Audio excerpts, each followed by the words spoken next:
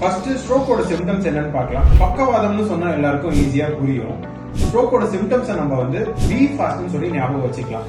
ஒரு sudden loss of balance, நேர்கோட்ல நடக்க முடியல, பேலன்ஸ் மிஸ் ஆகிறது, ஒரு டபுள் விஷன், நம்ம பார்வை முன்னாடி இருக்க பொருள் ரெண்டா தெரியறது, ஒரு சைடா பார்வை மறைக்கிறது, அதுக்கப்புறம் ஃபேஸ் ஒரு சைடா ட்ரூப் ஆகுது, வாய் ஒரு சைடா கோணும், அதுக்கப்புறம் ஆர்ம்ஸ் ஒரு சைடு கை கால் வீக்கா ஃபீல் பண்றதோ, ஒரு நம்னஸ் ஃபீல் பண்றதோ, மறுக்கிற மாதிரி ஃபீல் பண்றதோ, இல்ல கை காலை உபயோகிக்கவே முடியாம போகிறதோ, இல்ல ஸ்பீச் வாய் பேச்சு குளறது, நம்ம பேச நினைக்கிறது சரியா கன்வே பண்ண முடியாது. இதெல்லாம் ஸ்ட்ரோக்குக்கான சிம்டம்ஸா இருக்கலாம். இந்த மாதிரி சிம்டம்ஸ் வரும்போது நம்ம என்ன பண்ணலான்றதுதான் இந்த be fast. You should be fast. Hello, I am doctor Vijay, emergency department, Deepam Medfirst hospital, Pallikaranai. Window பீரியட்னா இந்த சிம்டம்ஸ் ஆன்செட் ஆனதுல இருந்து 4.5 hours. இப்போ ரீசன்ட் கைட்லைன்ஸ்ல அதை 9 hours அப்டேட் பண்ணிருக்காங்க.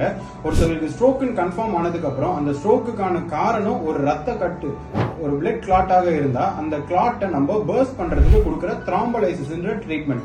அந்த ட்ரீட்மெண்ட்டை நம்ம அந்த விண்டோ பீரியட்குள்ள பண்றதுனால அந்த ஸ்ட்ரோக்னால அவங்களுக்கு ஏற்படுற பாதிப்பை நம்ம பெரும் அளவுல தடுக்கலாம். உடனே பக்கத்துல இருக்க ஹாஸ்பிட்டலுக்கு போய் நம்ம இதை எவாலுவேட் பண்ணணும். ஸ்ட்ரோக்ல எவ்ரி மினிட் கவுண்ட்ஸ். நம்ம டிலே பண்ற ஒரு நிமிஷமும் 2 million பிரெயின் செல்ஸ் டேமேஜ் ஆயிட்டு இருக்கும். தேங்க்யூ.